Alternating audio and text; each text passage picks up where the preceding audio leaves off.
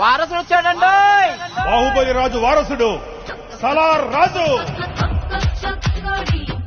మహదేవపట్నం వాసులకి నమస్కారం. ప్రతి ఏడాదిలాగే ఈ ఏడాది కూడా సంక్రాంతి కోడి పందాలకి మన ఊర్లో పరిసిద్ధమైంది.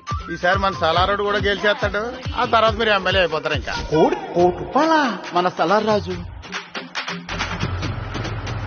కనపడట్లేదా? నా సలార్ రాజు దొరికే వరకు ఈ కోడి పందాలు ఆపండి. న్యూ జాయినింగ్ మా ఎస్ఐ గారు కూడా కొట్టారు. నీకేమైనా చుట్టమా? చట్టం ఎవరికి చుట్టం కాదు సార్, కానీ రవి నాకు చుట్టం సార్. డ్యూటీలో ఉన్నంతసేపు మీరే నాకు సార్, డ్యూటీలో చేరడానికి మీరే నా ఇన్స్పిరేషన్ సార్. వాడేమో పర్స్ అంటున్నాడు, నువ్వేమో వ్యాలెట్ కొట్టేశాడు అంటున్నావు. ఇద్దర్లో ఎవరు నమ్మాలయ్యా? రవి ఇన్స్పిరేషన్ అన్నావు. ఇరిటేషన్ నువ్వు.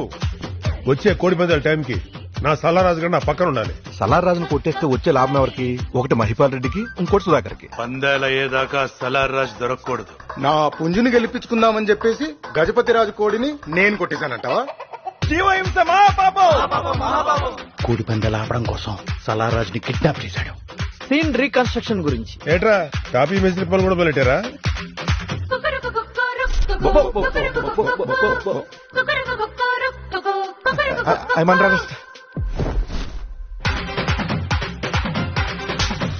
నా సలారాజుని ఎతకమంటే ఒక ఇద్దరు తలకమాసిన ఎదవులు నాకు అంటగట్టు. ఏదైనా సీక్రెట్ ఇన్వెస్టిగేషన్ స్టార్ట్ చేశారా?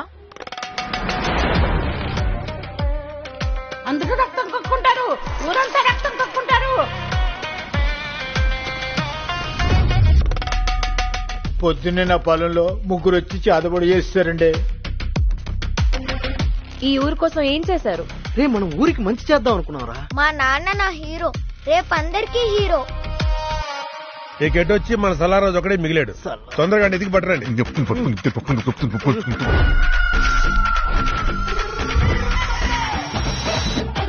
మా సలార్ రాజు నాతో ఏమన్నాడో తెలుసా అండి?